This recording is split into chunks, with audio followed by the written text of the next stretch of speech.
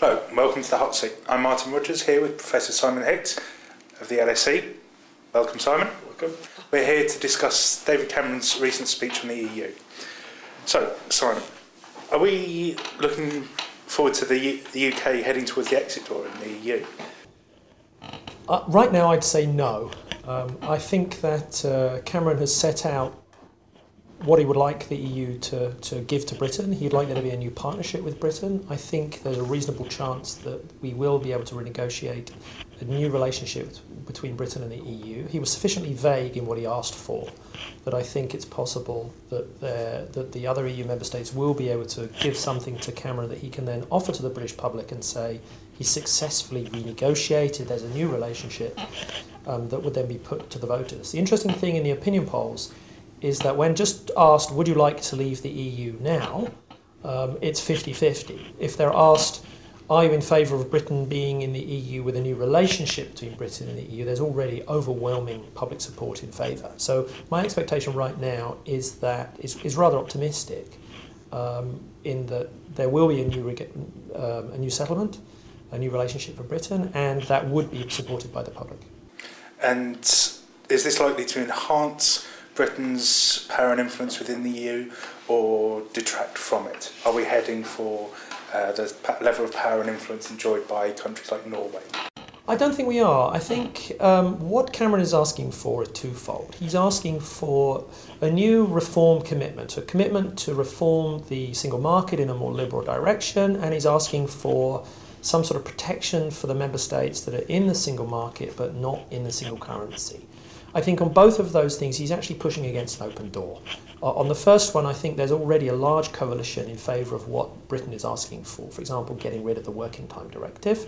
And there's also a large coalition in favour of giving, perhaps through a protocol attached to the treaty or a declaration that says that nothing can happen in the Eurozone that would affect the interests of the member states outside the Eurozone in the single market. So he's not asking, what I was worried was that he was going to ask for opting out of the social chapter, a repatriation of a whole shopping list of policy areas, which was being demanded by the Eurosceptics in his party and by UKIP. The fact that he didn't ask for that suggests that I think there is plenty of room for them to give him something. And if that happens, I can see Britain still being, in a sense, at the top table when it comes to deciding policies for the governance of the single market, which is ultimately what I think is in Britain's interest. What is not in Britain's interest is if we get sidelined and we face a choice between being in the single market as a marginal player, which is sort of the role of Norway. And in that situation, I think it's going to be very difficult for the British public and British business to say they want to be in that situation. We may well decide at that point we want to leave the EU. Talking about business, what is the impact of this likely to be on Britain's economic performance? I mean, the difficulty is we now have this significantly long period of uncertainty. So business has this, the economic interests of Britain, financial services, big business, small business, they're all slightly different on this. And so financial services and big business interests, they're interested in foreign direct investment. They're also interested in the financial services industry, particularly in the role of financial services in the single market. So they're worried that with this long period of uncertainty, business will start to drift out of Britain to the continent, particularly with the way things are developing in the Eurozone. There is a possibility of that happening. I think it's a low probability event. I think only at the margins does this matter. And I think if it looks like a lot will happen in the next year, and if it looks like Britain is going to get some sort of new deal, and it looks like public opinion is moving in favour of that as a settlement, I don't see why this would be necessarily a threat to British business. Moving on to the purely political aspect of this, Cameron appears to have come out stronger. That's reflected in the polling. Will that continue over the longer term? Will it make his position as head of the Conservative Party more manageable, less manageable? Will backbenchers, as they're already starting to say, will they come up with, if what 2017, why not 2040? I think if he was not in a coalition government, I think there would be a lot of pressure on him to try and have the referendum before the next election, particularly before the next European elections next June. So June 2014, European elections. The UK Independence Party are likely to do very well in those elections, despite what has happened, despite his commitments in the speech, because there will naturally be a drift of voters to the right of the Conservative Party to the UK Independence Party. So he's, in a sense, he's constrained by the fact he's in a coalition, so he cannot commit to anything before the next general election, which is probably going to be in early 2015.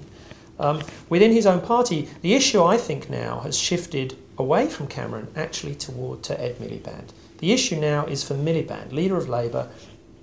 Is he going to come out in favour of a referendum? I think there may well be more growing pressure within the Labour Party to say, if this looks like this is helping Cameron, and the Cameron has re-established his leadership of the party, and the voters are starting to drift back to the Conservatives in the build-up to the next general election, I think there's going to be a lot of pressure on him also to commit for a referendum. John Barron, Conservative MP, today said that the EU needs Britain more than Britain needs the EU.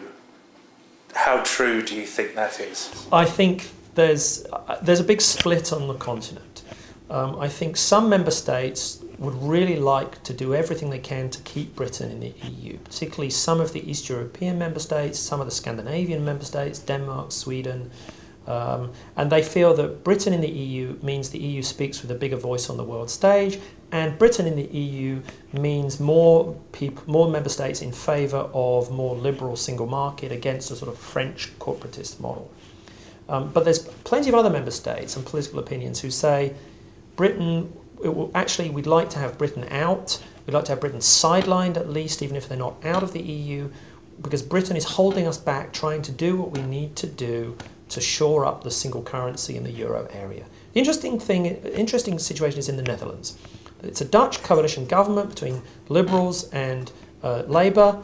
The Liberals, the Prime Minister, David Cameron, kept liking to say, appealing to Rutte, the Dutch Prime Minister, to say he believes very much the way I do about this. He's come out very strongly and supportive of the type of things Cameron has been saying.